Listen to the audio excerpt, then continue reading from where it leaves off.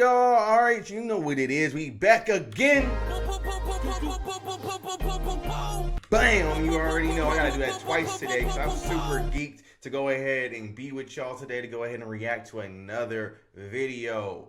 As being said, let's go ahead and run it right into it. Today we are talking about the Houston's cheek clapping problem is becoming pretty insane. Let's go ahead and check it out. I would love to go ahead and find out more. STD has really hit the African American community. So I dated a DL man in Houston back in 2023. Happy Pride to him. When we talk about big cities in America, we always talk about the big three: New York City, Los Angeles, and Chicago. People are leaving New York City because it's too dirty, California costs too much, and Chicago, all three of those cities are like nightmares for taxpayers. So people are going other places. Number one, they're going to the state of Florida. And number two, they're going to the state of Texas. Now, Texas is winning big time right now. A lot of the companies have relocated there and they are doing very well. And property value. Actually, I'm really excited because I've always wanted to move to Dallas or Austin. So I want to know the situation, the lay of the land and whatnot. So that's kind of interesting to me. You don't get me wrong, it is rising, but it's still not as high as it is in California or New York City.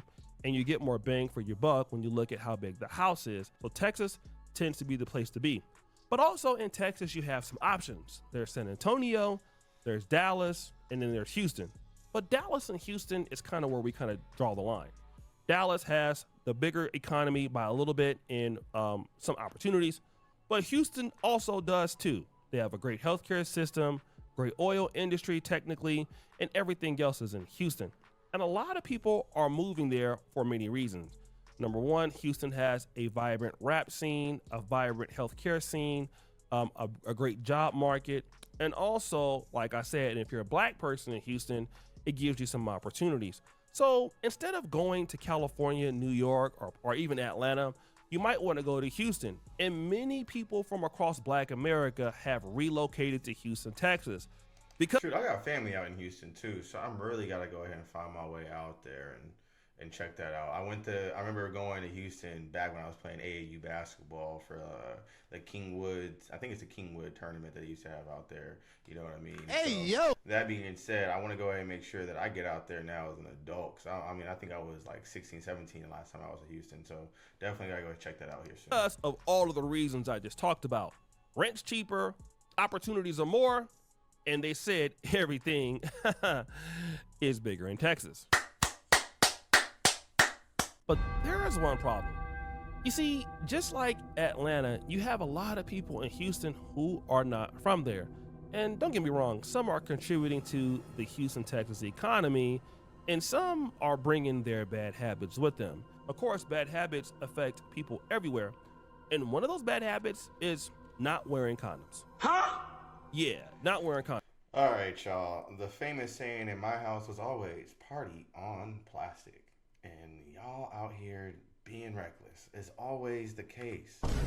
What is wrong with y'all? Some of y'all just out here really just reckless. Y'all really just want to be burned. What are you talking about? We need to go ahead and break it down, y'all. We got to start getting it right.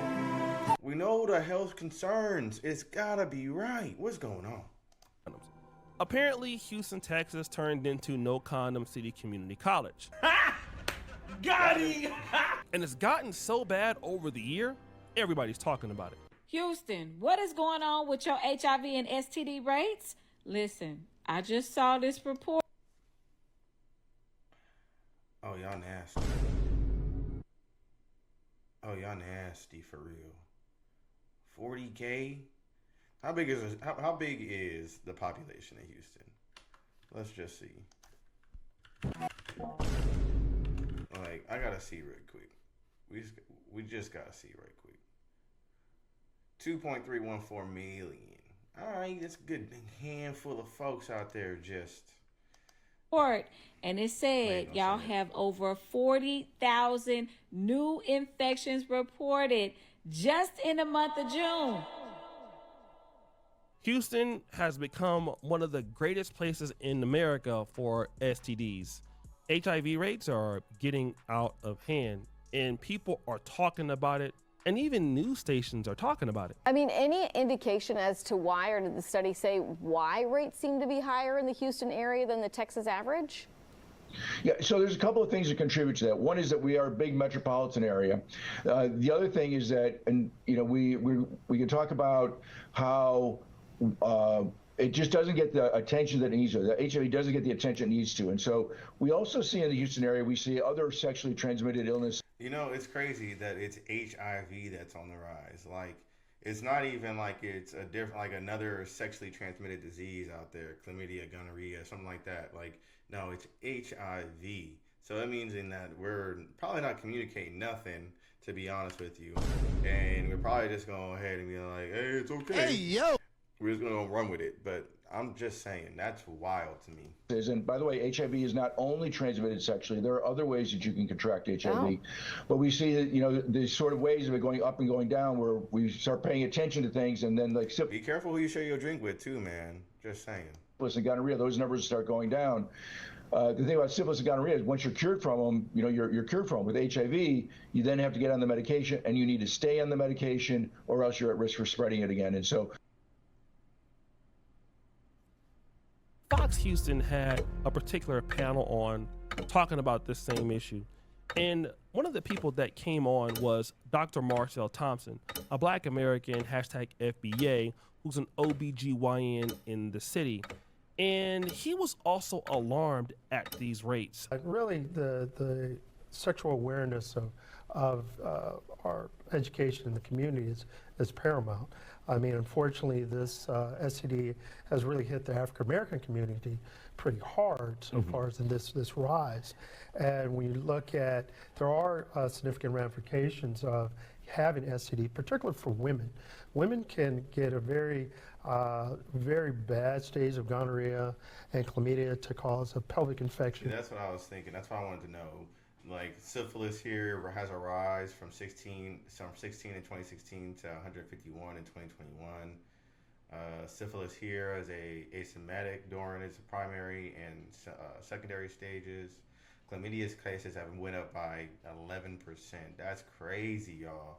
Like, we got to get it together. We got to start looking into this stuff. And it's not even that we got to get taught this. Y'all got to start educating ourselves, man. ChatGPT, Google, read a book, something, man. I know back in the day, my mom had me this book talking about all the things and whatnot. So she was really trying to educate us because it was already known. You know what I'm saying? So can also make them infertile. That's one, and then of course the HIV.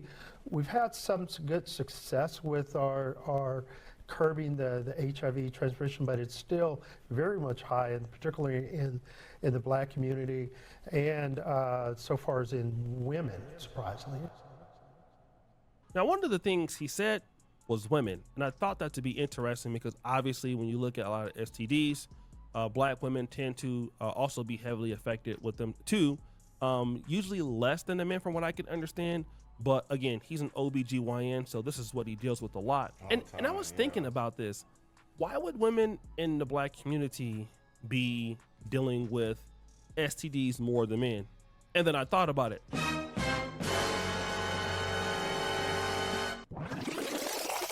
So of course, when you look about Black cities and STDs, you always come to the argument of, oh, these Black men out here, they are gay. And then I was just on TikTok and I just happened to come across this particular lady who says that that's kind of the first thing that has actually been said. So that's interesting. I want to know what the hell is going on in Houston for real. Inadvertently started dating a down low Black man. I met this man in 2023 through a mutual friend. He was a retired professional basketball player. He was about 6'7", just very masculine presenting. And honestly, we hit it off. So I was really surprised when at the end of the hangout, he didn't follow up. He didn't try to get my number. So I did what you're literally never supposed to do. I found him on Instagram and I liked a couple photos and I followed him. Absolutely disgusting. Anyway, he ends up sliding in my DMs. We end up making plans. The biggest red flag about this man was that he never wanted to hang out one-on-one despite living alone. And yes, I had been to his house before, so I knew he in fact lived alone. He had a child. I also lived alone, so it never made sense to me that he never wanted to come over, watch a movie, spend the night. Now, I'm no stranger to dealing with men that don't like me, but this was just something a little bit different. A man can hate guts and still be laid up in your bed every day. So something just wasn't adding up. Anytime we would hang out, his friends would always be present, and he would always kind of like parade me around to kind of show me off to his friends. It almost kind of gave like, look guys, like there's a girl here. I like women. Like, see, here's proof. But wait guys, this gets worse. Another huge red flag that I so regretfully ignored was that this man did not like eating box. Now I know what you're thinking. You're thinking, Chelsea, you eat box. How in the were you dealing with a man that didn't eat box? It was a really dark time for me. I don't know. I must have been going through a lot. My head was atrocious, y'all. It was. I just gotta say that because maybe, just slightly, maybe that last statement. We ain't gonna rewind it or nothing like that. If you heard it, you heard it, and I'm not gonna go ahead and go back. But that last statement may line up with what's being said. But just saying. And old boy definitely is parading around to go ahead and show that he's a straight masculine man and so forth like that. And he probably saw the red flags. He ignored them just because he was 6'7" or whatever. And that's okay. You know, we all live and learn. We all kind of go through our own things and whatnot. But this one probably made you feel a different type of way. And sorry to see that. It's just so bad. And I am 29 years old. I have had my fair share of experiences. But this head from this 35-year-old man, mind you, with a whole child, it gave, I have never even touched a vagina in my life. So basically she goes on to say further on in this clip that the guy that she was with was asking her about somebody else's boyfriend that she knew. And that led her on to believe that this guy was gay. But at the same time, she's commenting on how trash his, HE-AD was. And he was just licking it up and everything else.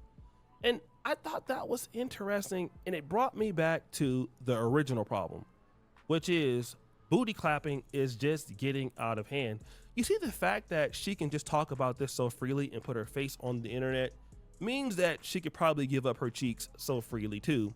And of course, anybody can blame black men. I ain't gonna lie to y'all, out of hand on TikTok too. Y'all just be running the talk, just talking your whole life story. It's like worse than Facebook used to be back in the day. When you hop on Facebook, you see that 3-5 paragraph essay on there on somebody's story talking about the whole drama and everything like that. It's getting worse on TikTok. I don't even think I'm on there anymore. Like truthfully, like damn, it's crazy. So he ain't lying though. For her to be able to go ahead and talk this freely about how this man's interaction with her is just wild to me. Like I don't know, mind blown.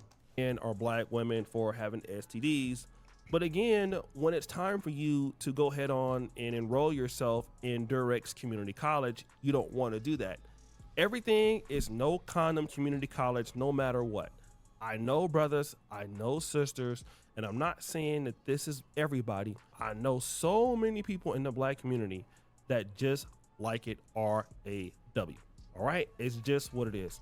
And y'all risking y'all lives. Y'all risking y'all LIFE just because you want to be RAW, and that is crazy. And y'all doing it with everybody. EVERYBOBY. Just everybody. In the heat of the moment, let me go ahead on in. Roll your eyes back and whatever else comes out there. And then you wake up and then all of a sudden it's, I'm on fire. The reality is with all of this is that you don't really know who you think you know. And if you're going to live a lifestyle where you're just booty clapping everybody, you have to basically take care of your clapathon health. All right. You have to take care of your clapathon health. That's why they have condoms. Now, again, I understand you want to get all the way in certain places because you want to feel all certain things. I get it. But then when you come back hella skinny, looking like a pencil, and you don't know what happened, and we all look at you, and we're going to be like, we know what you got. Then it's going to be everybody else's fault. And one of the doctors was blaming it on a younger population, people moving. And again, I understand young people can be a little bit more active, but it also shows that people are just not really interested in long-term relationships as much as they used to. Now, it doesn't mean that you can't get STDs in long-term relationships. I mean, but what I'm saying is that relationships are just trash. So because relationships are trash, let's just clap. Like I very rarely meet somebody and I ask them like, so why are you single? Oh my God, those dudes is trash. I can't never date a dude from Houston. I can't date a dude from Atlanta. When's the last time you clapped? Either they're going to say, oh, I'm celibate, which is a lie. And then I check your phone and when's the last time you clapped? Oh, 45 minutes ago before you met me. That's crazy work. 45 minutes before you came and hung out with me, you over here are getting your cheeks claps out. That's wild work. If me and my girl met like that, I would be running too. And be understanding that, like, hey, I'm playing with fire at this point. I might get burned. Just saying. So this is the situation. While people are looking for somebody to get serious with, they're still in sexual relationships with people and not wearing protection. And guess what? Not even wearing protection with one person. Story time music. I met this girl, and she and I used to date, which is crazy because I never got to clap these cheeks, right? And maybe that was God looking out for me. But she told me that she had slept with 2 dudes in the same day. You guessed it, without a condom. What? Yes. Oh man, like I said, fire! You out here playing with fire. It is crazy to see because I ain't doing nothing crazy like that. What? Man. She did, all right? And at the time, she was engaged to somebody else. So basically, you let 2 different dudes shoot the club up with no hat. Just And go then you ahead got on the and third one. do whatever they was doing. And then you got, oh my goodness. And then hold on, And go then back. I was just, I like, just on didn't even TikTok. mean to do that. That just blew me They're for a still whole. in sexual relationships with people. That same blew me day. for a whole. You guessed it, without My fault, condom. y'all. Like that had me thrown so far off that I even just messed the whole video up for a second. Oh man! So are you telling me that she had 2 dudes shoot the club up, and then she said that she's engaged to another dude, so that's 3 dudes, and he probably also shot the club up later on that night. Oh, that's wild. Yes, she did. All right. And at the time, she was engaged to somebody else. So basically, you let 2 different dudes shoot the club up with no hat. Just go ahead on and do whatever they was doing. And at the same time, you were thinking about talking to somebody else. And that's what happens. It's not like, oh, we're looking to date somebody and that's the person that we're dating. No, it's like, look, I'm trying to talk to you. Hey, how are you doing? I have this other person that I'm clapping their cheeks who I know that I'm not going to end up with. And yeah, because I like this person a little bit, but I don't want to be with them, I'm just clapping their cheeks regardless. It's crazy because what that basically saying is that everybody believes that they're in the talking stage. You could have took that person out on like 4 or 5 dates. I'm talking about like you paid $130 for a meal between you and her, $200 between you and her on a first date type energy. You done bought her a couple things, you know what I'm saying? You done a lot for her. You trying to show out real quick. You even took her out to a nice spot, dropped $500-$600 on it real quick. Because at this point you like, damn, I'm trying to really make this happen. So now everybody thinking they in the talking stages, and there's a lot of people who thinking they dating, not really dating, and so then everybody just out here. That's crazy. Out any protection and basically leaving it in them, and then they come out like 9 months later with the Yeah, and then they wondering and going on Judge Lauren Lake's show later on talking about the concept, the date don't match up. I was with so and so here and then Johnny here, and they about 3 days apart. That's crazy. but I really don't like them. And that's just really being reckless, but that's kind of how life works, right? Like most of us, when we're out and somebody is talking to you, especially if you're somewhat attractive or even if you're average looking, you already have somebody that you already have enrolled in Clapathon Tech. And you've been with that person, and sometimes you don't want to use a rubber, okay?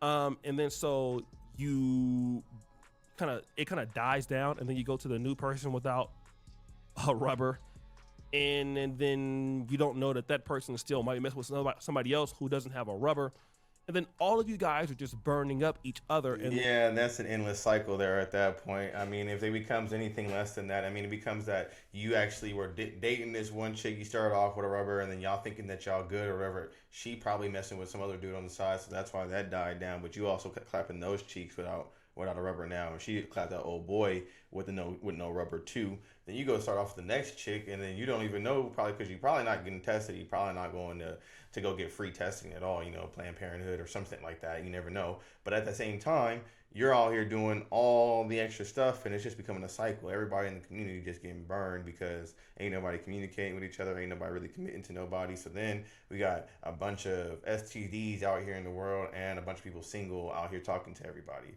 That's crazy. That being said, y'all out in Houston, y'all need to get it together and go ahead and start partying on plastic for sure. And that way we can actually start seeing some real benefits from this across the land. That being said, though, go ahead, like, comment, and subscribe. I would love to hear your opinion on this as well. Until next time, peace.